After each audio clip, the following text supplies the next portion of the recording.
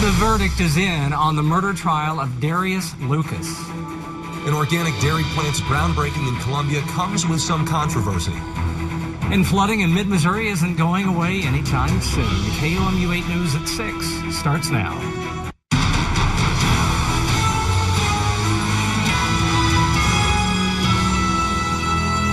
What's happening right now. The verdict is in for the double murder trial of a Columbia man. Good evening. I'm Landon Burke. And I'm Jim Rick. Thanks for joining us. Today, a jury convicted Darius Lucas of all 4 charges in a 2015 double murder.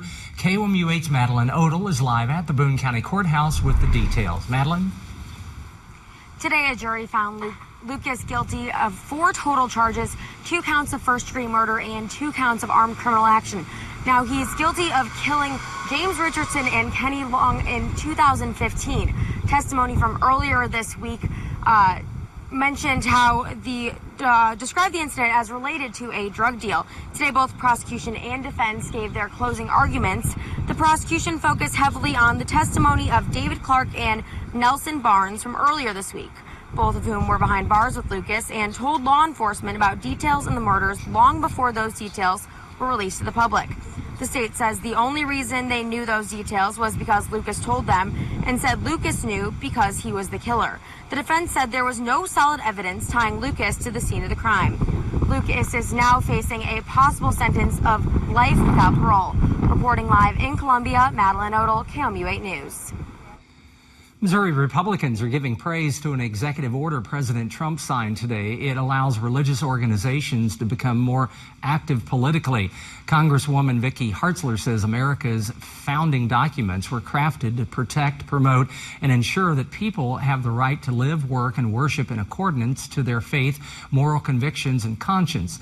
President Trump's religious freedom executive order builds on these principles. Attorney General Josh Hawley said no American should have to violate his or her religious faith in order to start or run a business. Missouri lawmakers approved a spending plan today. It increases funding for K through 12 education, but cuts higher education. The budget plan totals $27 billion and includes $3.4 billion in basic aid for K through 12, roughly $48 million more than Governor Greitens recommended. The plan also cuts core funding for public colleges and universities by about 6.6%. It now heads to the governor's desk.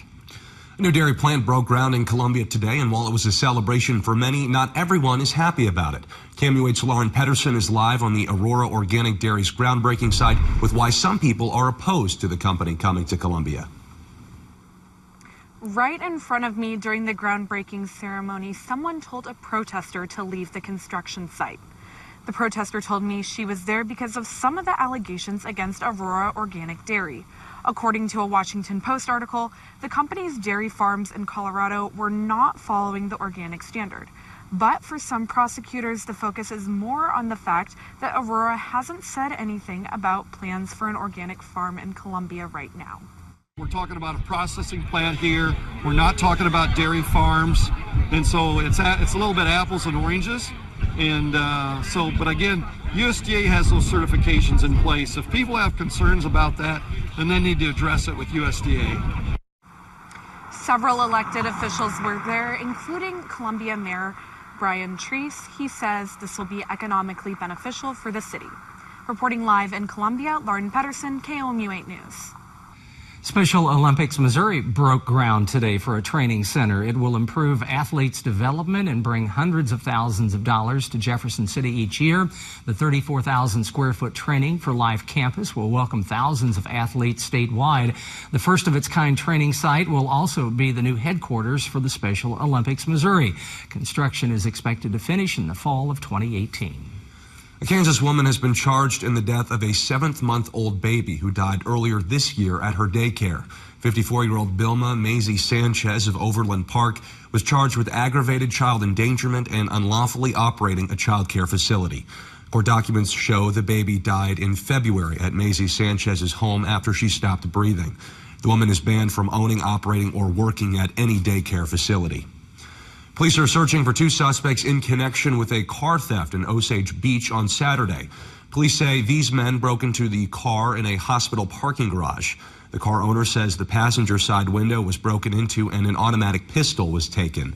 Security footage shows the suspect's car has a license plate that was reported as stolen earlier that day. You should contact Osage Beach detectives if you have any information here. Let's don't forget the weather news. Gasconade County R1 school district will be closed again tomorrow. Even though the rain is over, we still have floodwaters across mid-Missouri. KOMU8 Shanna Grove is live in Mocaine to tell us what that community faces. Shanna? As you can see behind me, flooding is blocking roadways and even reaching buildings. So I spoke with a few people from the area to see how all of this water is affecting them. People say flooding this bad happens every few years here. However, businesses right up to the high waters are keeping their doors open, even though they are seeing about half of the normal customer traffic. To detour around all of the flooded roads, people are experiencing much longer commutes. This time of year, we usually get a lot of business off the Katy Trail, and it is underwater, so there's no bicyclers, and there's no traffic coming from Jeff City. People are hoping these high water levels will begin to recede here in the next few days so things can start going back to normal here. Reporting live in Mocaine, Shanna Grove, KOMU8 News. For now, we're seeing a break from the rain. Let's send it over to Tori to see what we can expect for the weekend. Hey, thanks a lot, Landon. Fortunately, we did have another dry day under our belt. Temperatures along with that have seen some slight improvements. Right now, a lot of us out your door are back into the middle and lower 60s. It's 66 for both Marshall and Jefferson City, 61 for Fulton in Mexico, and 60 over in Lynn and the Herman area. Once that sun sets, it's going to be pretty chilly out there tonight as winds continue to be very strong out of the north. Right now, we're looking at sustained winds anywhere from about 15 to 25 miles per hour, which means wind gusts could still be as high as 30 later on this evening and actually for the better half of this weekend. Now, temperatures out your door tonight are going to be back into the middle and upper 50s, so definitely jacket weather for at least the first half of the weekend. But for the rest of your weekend forecast, we're going to start to see a really nice warming trend. We're at least back into the lower 70s by Saturday. We're going to see a few days back into the 80s for your work week next week. Kenton Jewicki is live at Shelter Insurance with your full 8-day forecast coming up in a few minutes. That's right, Tori, and we will hear from Kenton shortly. As she said, he's live at the Fountain Celebration in Columbia, and he's going to give us an in-depth look at your local forecast coming up next. Plus, a new study reveals why students struggle on their schoolwork. All right, so we are here at Shelter Insurance on West Broadway in Columbia. I'm joined by Jay McClellan, the Public Relations Director. Correct. And we're here for the 52nd Annual Fountain Celebration, which is a great way to kind of kick off spring, get everyone outdoors, and tell everyone what's going on here today. Sure, we've got lots of things going on, games for the kids. We've got clowns. Truman has showed up. We've got some food trucks, and we also have free Kona Ice along with a band. So we got a lot of fun things. I see a lot of purple lips and tongues walking around from that Kona Ice. And also, really quickly, all summer long, and of course, anytime it's nice out, there's also these gardens here.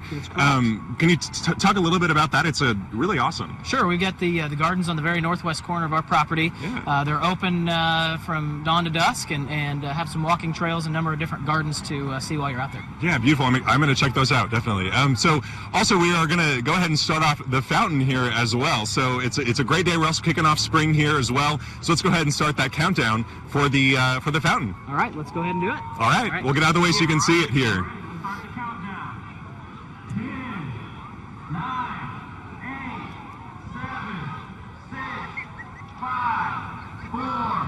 3, 2, 1.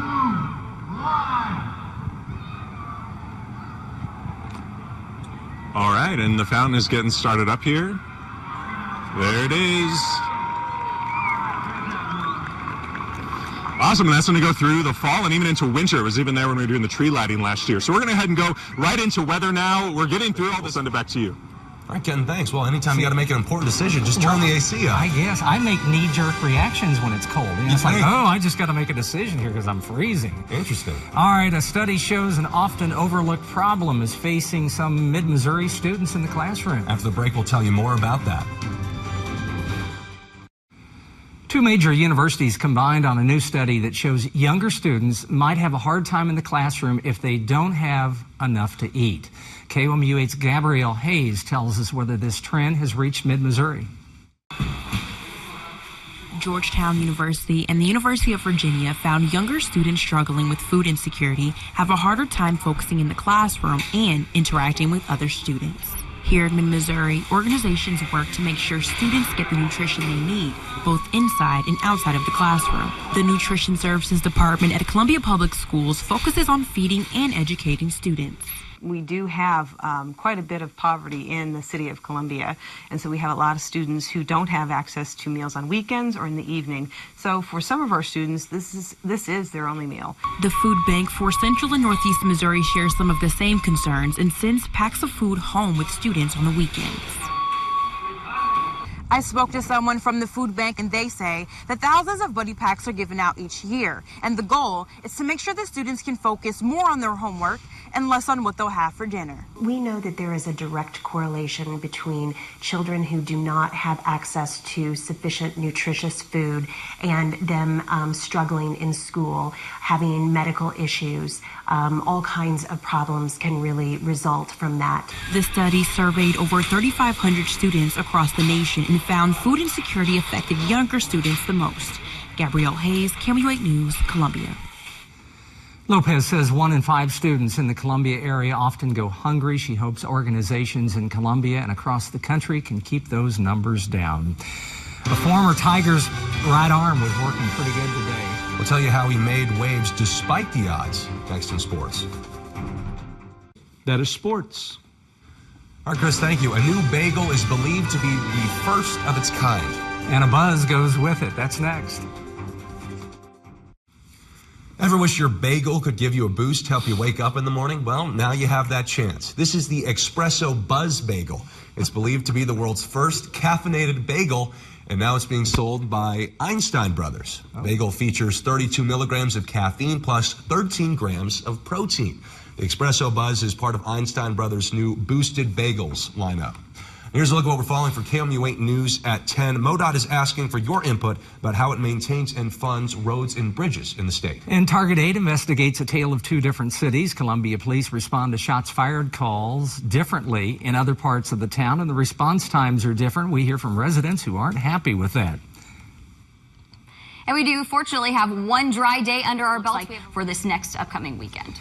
So the first time in a while, Missouri baseball, softball should be looking fairly. What is their agenda this weekend? Where are they playing? Well, a lot more on this at 10, but the softball team is home against Ole Miss this weekend. The baseball team's in Nashville to visit Vanderbilt. SEC lineups there. Down the stretch of the season, yeah. All right. We need the drive. We do. That's our time for now. Thanks for joining us.